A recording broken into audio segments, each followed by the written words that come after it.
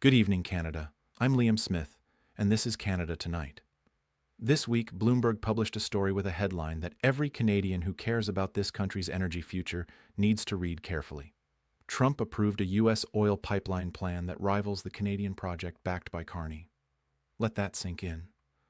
While Canada is working to build a West Coast pipeline to ship Alberta oil to Asia, giving Canada direct access to world markets and independence from the American pricing system, the Trump administration has approved a competing American pipeline project designed to move U.S. oil independently. And Bloomberg added one more fact that makes this story even more significant. Despite the trade war, despite the tariffs, despite all of the tensions in the Canada-U.S. relationship over the past year, the United States and Canada are growing more energy interdependent than ever. More interdependent. Even as the political relationship faces a serious strain. Even as tariffs pile up. Even as both sides try to reduce their dependence on each other. The physical reality of North American energy infrastructure keeps pulling the two countries closer together. Tonight, Canada Tonight breaks down exactly what Trump's rival pipeline means. Why Bloomberg's finding about growing interdependence matters enormously for Canada's CUSMA negotiations. Why Carney's strategy of diversifying Canada's energy exports to Asia has never been more important or more justified. And what Canada needs to do and is doing to ensure it captures the full value of its own resources. This is the energy story at the heart of the Canada-US relationship. Let's get into it. Let us start with the facts of what Bloomberg reported, because the details matter. Bloomberg confirmed that the Trump administration has approved a U.S. oil pipeline plan that is designed to move American oil independently in direct competition with Canada's West Coast pipeline project backed by Carney. The context is important. Canada has been working to build a new pipeline from Alberta's oil sands to the British Columbia coast. This project would allow Canada to ship approximately 1 million barrels per day of Canadian crude directly to Asian markets. It would give Canada something it has never fully had: the ability to sell its oil to multiple buyers at world prices rather than being largely limited to the American market, where Canadian crude trades at a persistent discount. The Trump administration's rival pipeline approval is a direct response to this Canadian ambition.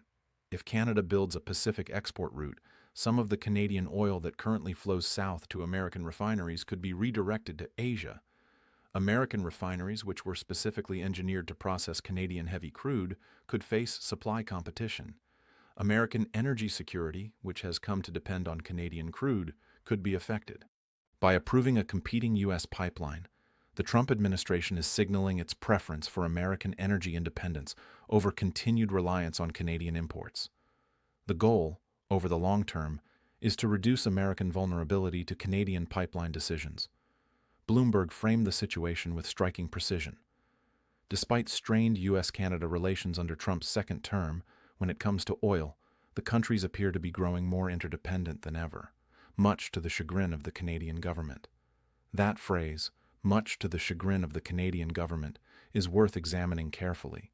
Canada has been trying to reduce its energy dependence on the United States. The West Coast Pipeline, the Trans Mountain Expansion, LNG Canada at Kitimat. All of it designed to give Canada genuine alternatives to the American market, but the deep physical integration of the North American energy system, pipelines that cross the border, refineries built for specific crude types, supply chains built over decades, does not unwind overnight. Even as both sides move toward more independence, the current reality is one of growing interdependence. Understanding this paradox is essential to understanding Canada's energy strategy. And it is essential to understanding why Trump felt the need to approve a rival pipeline in the first place. Before we go further, let us explain something that is fundamental to understanding this story and that many Canadians may not be fully aware of. Canadian oil is not sold at the same price as American oil. The global benchmark for oil prices is Brent crude, set by international markets based on global supply and demand. The American benchmark is West Texas Intermediate, or WTI, which typically trades close to Brent. Canadian oil, particularly the heavy crude from Alberta's oil sands, trades under a benchmark called Western Canadian Select. And Western Canadian Select almost always trades at a significant discount to WTI. Why? because Canadian oil can only flow south into the U.S. market. When the only buyers for your product are south of the border, those buyers have pricing power. American refiners know that Canadian producers have limited options, so they pay less. The discount varies. Sometimes it is $10 per barrel, sometimes more. But over millions of barrels per day, that discount represents billions of dollars in lost revenue for Canadian producers, Canadian workers, and Canadian royalty revenues every single year. A West Coast pipeline to the Pacific changes this equation completely. When Canadian oil can reach Asian buyers in Japan, South Korea, China, and India, who are paying world prices and are desperate for reliable supply, the discount disappears. Canadian producers can negotiate from a position of genuine competition among buyers, not captive dependence on American refineries. This is the economic case for the West Coast pipeline, not ideology, not politics, math. And Trump's rival pipeline approval is evidence that Washington understands this math perfectly. By approving an American export route, the Trump administration is attempting to give U.S. producers their own alternatives, so that over time American refineries can source from domestic production rather than Canadian imports, reducing the leverage that Canadian energy interdependence gives Canada at the CUSMA table. Carney sees this clearly, and his response, build the West Coast pipeline faster, expand Trans Mountain, grow LNG Canada, is the correct strategic answer. While the West Coast oil pipeline is still in the planning and approval phase, Canada already has compelling evidence that energy diversification works, and the evidence is right in front of us. Trans Mountain, the expanded pipeline that runs from Alberta to the Westridge Marine Terminal in Burnaby, British Columbia, has been running at full capacity since the Iran war drove up Asian demand for reliable, democratic energy. 890,000 barrels per day, every barrel reaching Asian markets. Asian buyers paying world prices rather than American discount prices. The results are measurable and significant. Alberta's oil exports to Asia went from essentially zero before Trans Mountain expanded to over $800 million by October 2025. Trans Mountain is generating Canadian revenue that does not flow through American pricing systems or American pipelines. It is Canadian oil sold at world prices to customers who want it and need it. And Trans Mountain is not stopping there. The company is planning 2 expansions. First, using drag-reducing agents, a relatively simple and low-cost technology, to push approximately 10% more oil through the existing system by January 2027.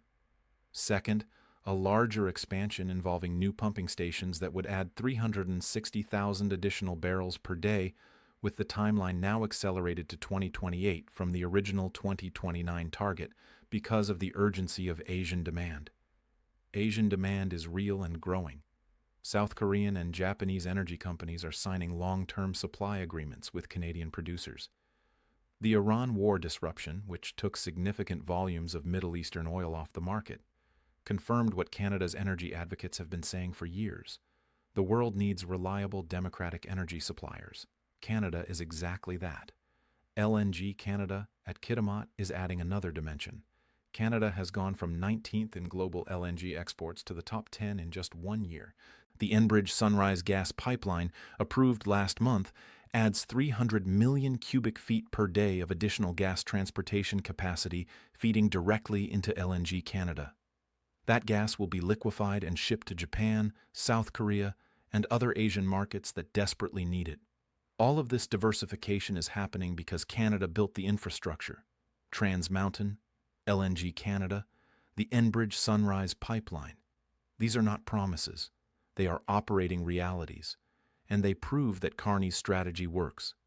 Every time Canada adds Pacific export capacity, it reduces its dependence on the American market and captures more value from its own resources. The West Coast oil pipeline, when built, will be the largest single addition to Canada's Pacific energy export capacity, 1 million barrels per day, going to Asia at world prices. That is the transformation that Trump's rival pipeline was designed to prevent. Now, let us look at the broader strategic picture that Bloomberg's finding reveals. Because growing energy interdependence between Canada and the United States is actually one of Canada's most important assets at the CUSMA negotiating table. Bloomberg confirmed something that seems counterintuitive. Despite the trade war, despite the tariffs, despite Trump's effort to reduce American dependence on Canadian oil, the US and Canada are growing more energy interdependent than ever. Why? Because the physical infrastructure of North American energy is deeply integrated in ways that resist rapid change. American refineries in the Midwest were specifically engineered to process Canadian heavy crude. Replacing Canadian crude requires either retrofitting expensive refinery equipment or accepting lower efficiency and output.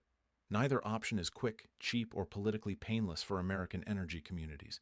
At the same time, American natural gas distribution networks rely heavily on Canadian supply, particularly for heating in the northern United States and increasingly for powering the AI data centers and LNG export terminals that are growing rapidly across America. As Canada's Enbridge Sunrise pipeline adds more gas transportation capacity in British Columbia, some of that gas will flow into American markets as well as Asian ones. Canada currently supplies approximately 25% of all U.S. daily oil consumption. That number is not declining quickly even as both sides try to build independence. It reflects the deep physical reality of an integrated continental energy system. This interdependence is leverage in the CUSMA negotiations, not in the threatening sense that Carney has rejected, but in the fundamental economic sense. Both sides need the energy relationship to function. American industries that depend on Canadian crude, American consumers who benefit from Canadian gas, American businesses that rely on continental energy integration, all of them have strong interests in a CUSMA outcome that preserves and strengthens the energy relationship. The CUSMA review is 51 days away on July 1st. Canada enters those negotiations with energy interdependence as a quiet but powerful card. Trump may be approving rival pipelines for the long term, but the long term is not the CUSMA negotiation. The negotiation is happening now when the interdependence is at its peak. Let us now look at Carney's complete energy strategy in response to all of this because it is more comprehensive and more coherent than any single news story can capture. Carney's strategy has three mutually reinforcing components. First, build Pacific export capacity as fast as possible. Trans Mountain full and expanding. Enbridge Sunrise approved and under construction this summer. LNG Canada growing and Phase 2 planned. West Coast oil pipeline advancing toward the July 1st submission deadline. Every new barrel of export capacity to the Pacific is a barrel that Canada can sell at world prices rather than American discount prices. Every new cubic foot of gas that flows to Asian LNG terminals is Canadian revenue that the U.S. market does not control. Second, use the interdependence that exists as leverage at the CUSMA table. Canada does not threaten to cut off U.S. supply. That would be harmful to both countries and is not Canada's approach. But Canada makes clear through its diversification actions that it has choices. When Asian buyers are taking everything Trans Mountain can deliver, when Japanese companies are signing long-term LNG contracts with Canadian suppliers, when the Air Asia aerospace deal demonstrates that Canadian manufacturing has global customers, Canada's CUSMA negotiators have real credibility when they say Canada does not need to accept a bad deal. Third, invest in Canadian energy capacity through the Sovereign Wealth Fund and the Infrastructure Program. The $25 billion Sovereign Wealth Fund announced earlier this month will co-invest with allied sovereign wealth funds in exactly the kind of large, long-duration energy infrastructure that private capital alone cannot always finance. The West Coast Pipeline, additional LNG terminals, critical minerals processing, all of it funded partly by Canadian public wealth, partly by allied partners, and partly by the private sector. This three-part strategy is designed to transform Canada from a country that sells raw energy at American set prices into a country that sells processed, delivered energy at world prices to a diverse range of buyers. Trump's rival pipeline approval is a signal that Washington sees where Canada is going and would prefer Canada not get there. That is actually the strongest possible confirmation that Canada's strategy is correct. Let us close with the most urgent, immediate dimension of this story: the West Coast Pipeline and the July 1st deadline. Alberta has committed to submit its West Coast Pipeline proposal to the Federal Major Projects Office by July 1st. That deadline is 51 days away, and the Bloomberg story about Trump's rival pipeline makes that deadline more urgent, not less. Alberta is currently evaluating 3 northern routes to the British Columbia coast. A carbon pricing deal between Ottawa and Alberta, a key condition of the Carney-Smith MOU, is expected to be finalized within weeks. The Indigenous engagement process is underway with the federal government committed to free, prior, and informed consent. No private company has yet committed to build the West Coast pipeline. Alberta is still seeking investors. The Canada Investment Summit in September will be a critical moment for attracting that private capital. The UAE's $70 billion investment pledge, the Qatar FIFA deal, and the 100 sovereign wealth funds and institutional investors invited to Toronto will all be potential partners for this project. Trump's approval of a rival American pipeline is not a reason for Canada to slow down on the West Coast project. It is a reason to move faster. Every month of delay is a month that Canadian oil is sold at American discount prices. Every month of delay is a month that Asian buyers, who are hungry for Canadian supply right now, might sign long-term contracts with other suppliers. Build the pipeline. Do it properly with Indigenous partnership and environmental care, but do it with urgency. Before I let you go tonight, I want to be direct about what Trump's rival pipeline approval means. It means Canada was right. Right to build Trans Mountain. Right to approve the Enbridge Sunrise Pipeline. Right to pursue the West Coast. Right to sign LNG supply contracts with Japan and South Korea. Right to declare Canada an energy superpower and start acting like one. If Canada's energy was not strategically important, if Canada's diversification ambitions were not a genuine threat to American pricing dominance, Trump would not need to approve a rival pipeline. The fact that Washington felt it necessary to create an American alternative tells you everything about how seriously the U.S. government takes Canada's Pacific export ambitions. They take them seriously enough to respond. That is not a sign of Canadian weakness. It is a sign of Canadian strength. Bloomberg found that the two countries are growing more energy interdependent despite the trade war. That interdependence is Canada's leverage at CUSMA, whether Carney calls it leverage or not, and Canada's growing Pacific export capacity is the long-term insurance that ensures Canada never has to accept less than its resources are worth. Trump approved a rival pipeline. Canada's answer is simple and correct. Build ours faster. I'm Liam Smith. This is Canada Tonight. Thank you for watching. Stay strong, Canada.